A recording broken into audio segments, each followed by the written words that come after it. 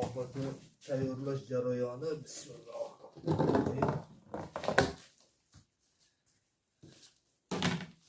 Mana shunday bo'ladi. Tayyor holatda keladi. Buni aralashtiradimi, Abror aka? Tabiga ko'ra suv qo'shasiz, yaxshi bo'lsa suv qo'shmaysiz. Mikser bilan, toza mikser bilan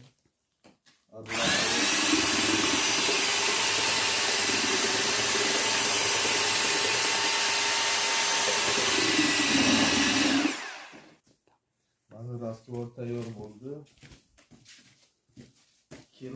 Xudo xohlasa ham tugatyapmiz.